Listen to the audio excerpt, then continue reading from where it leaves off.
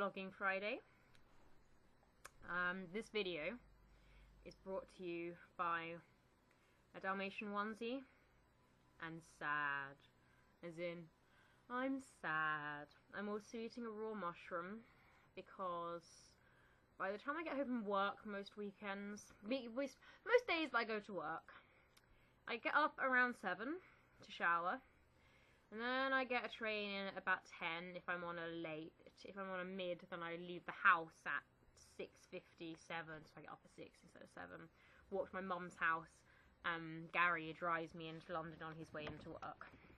And then I get home no earlier than 8:45. Tonight I got home at 10 because I had to walk across the field. That's why I'm wearing the Dalmatian onesie. A, because I thought it'd be quite funny to do a video in my Dalmatian onesie. And B, because I had to walk across the field in the dark and it was very cold. Some of you have experienced this field. By daylight, it's not so bad. I mean, I think Fran, Rach, Katrina, and definitely Nat, you've all walked the field, okay? Sometimes it's muddy during the day, but it's not so bad. At night, it seems really long, and it's really fucking dark.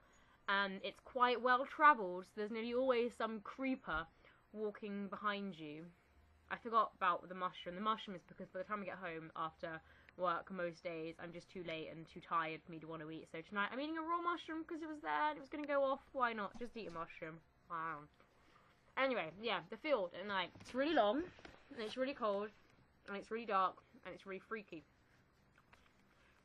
I have this tendency to, well, the thing about Criminal Minds is, it's taught me that constant vigilance is key. Otherwise, I'll get murdered or raped. Dawson will attack me and tie me to a chair and drug me and, I don't know, hit my foot with a stick. So it's best to be prepared. So I like to, at the start of the long dark field, pick up a large hefty rock. So that if someone tries to attack me midway across the field, I can bash their head in. It's just really safety precautions, really makes sense. The other night, I got off the train at about midnight because I'd gone to an ice skating club that I go to with my friends every week after work on Mondays, because it's Monday Madness, which is half price skating. And, sorry, the dog's digging at my legs. I think he's dropped something down there. What have you've dropped your bone down there? Okay.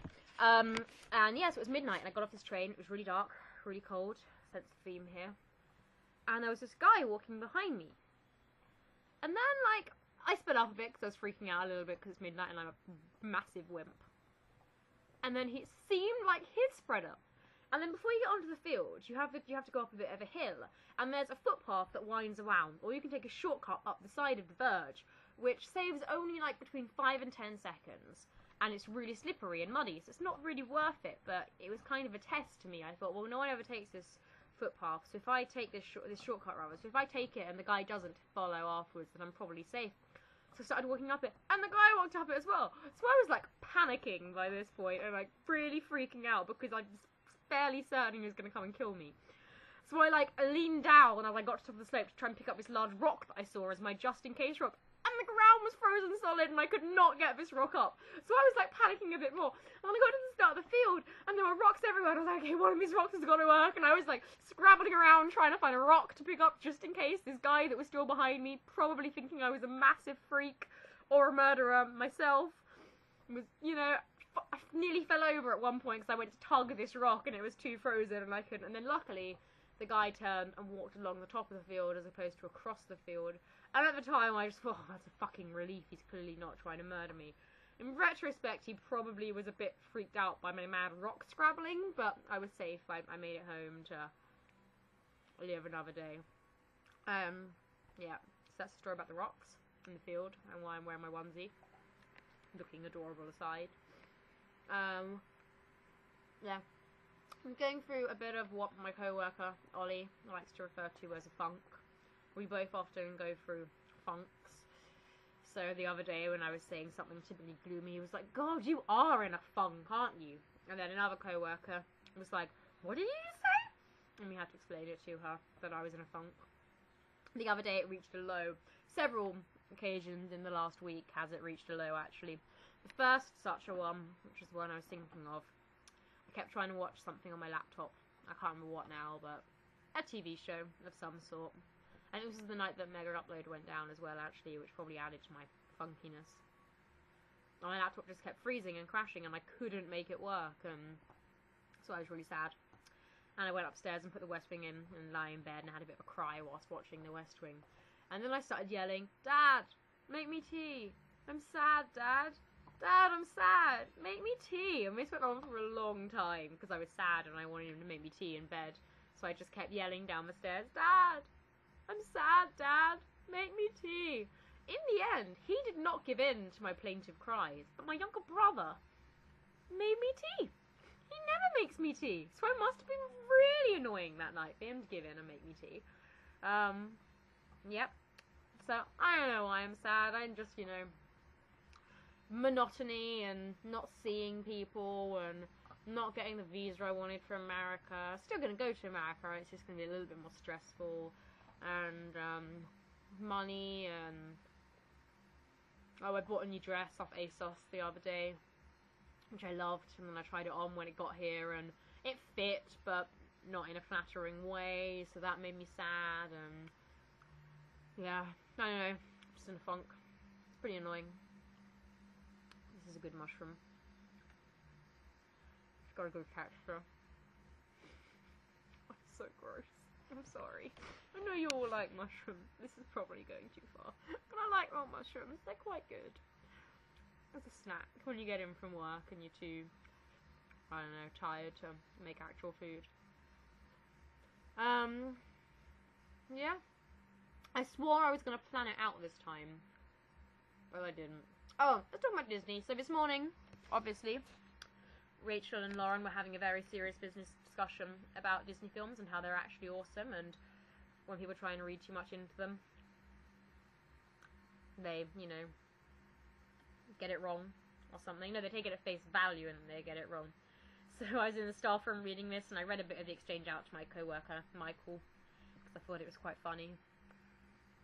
And then he'd never watched Mulan, which is obviously the biggest travesty in the world, because Mulan is just the best Disney film. It's just amazing. So then I had to sing "I'll Make a Man Out of You" at him. He loved it. Didn't love it. And then Mark and Florencia appeared, and I said, "Isn't Mulan the best Disney film?" And Mark shook his head in disgust, which is just wrong. So then he started mentioning, oh, what was it next? He said the Beauty and the Beast was the best. And I was like, you know, Beauty and the Beast used to be my favourite right up until the point where I watched Mulan and realised that Mulan was the most awesome Disney film. And then he was like, but we can all agree that Pocahontas was shit, right? I liked Pocahontas as a child, probably because I didn't know the actual story of Pocahontas, and I didn't get the sort of white guilt, patronising, that was good English there, patronising nature of the film. But I loved the songs, okay? The songs are awesome. They're just really good. Colours of the Wind, Just Around the River Bend, and I said that. And I was like, oh, that river song, and Florencia was like, I think you should sing the river song. Probably not thinking that I would actually sing the river song. So then I broke into that song of Disney. And then we sang A Whole New World, because I mentioned Aladdin. And I love Aladdin, and A Whole New World is obviously a really good song, but sometimes it makes me sad, because this is a sad story, this one, so get ready for it. When I was in Victor, in our music classes, when I did GCSE music, I was one of the better singers in the class, so if we ever sung stuff, I would, you know, often get picked for the singing. And A Whole New World was a popular one, and we do it for concerts and stuff like that. But I was not cool, and there were the cool girls in the class, and then there was me, so we'd do Aladdin, and I'd be one of the two singers, but I'd always have to sing the boy part. I could never be a Jasmine, because I wasn't cool, so they always got to be Jasmine instead. And as Mark at work pointed out, that does mean that I got to do the hold your breath, it gets better part, which is, you know, obviously the best part of the song, but still, just once I wanted to be the girl. Is that too much to ask? And then he requested a bit of Gaston, which just made me think of Amy. I can't even remember why Gaston happened with me and Amy, but we definitely used to sing the Gaston song a lot in my first year at uni, or listen to it, or watch it. we were a fan of the Gaston song. Yeah, I don't know. I could just do a mini Disney medley of all the songs that I've just mentioned, instead of just dropping Mushroom in my bed, which is going to be really awesome later when I wake up to bits of Mushroom. It's so gross. But, I probably said enough. By which I mean I've said very little. I might have got Mushroom all over Katrina's laptop. I'm really sorry, Katrina, but I'm sure the Mushroom will just make it run better. Okay. Come here. Come here. Come here. Come here. Come here. This is my dog. You've all seen him before. Sometimes when I'm sad. He's the only thing that makes me happy. He's trying to eat my mushroom. Go away, dog. But yeah, okay. Well, this was my pointless vlogging Friday video. If anyone actually wants the Disney medley, just let me know, because I don't need much encouragement to sing. So, just let me know and I will sing you songs, bits of songs from all of my favourite Disney. I'm no Darren Criss, but, you know, I do mean Mulan. In case you're wondering, my top 5 Disney songs, Disney films in order, goes Mulan, followed by Beauty and the Beast, followed by Hercules, because it has me in it, in the form of Megara, followed by Aladdin, followed by The Hunchback of Notre Dame. That's my top 5. Sometimes the 3, 4, 5 change a bit, but 1 and 2 is always Mulan, followed by Beauty and the Beast. Yeah, that's all. That's the end of my very pointless vlogging Friday video. I'm gonna drink some tea and watch all the other ones that have been uploaded and upload this. I love you all. Bye.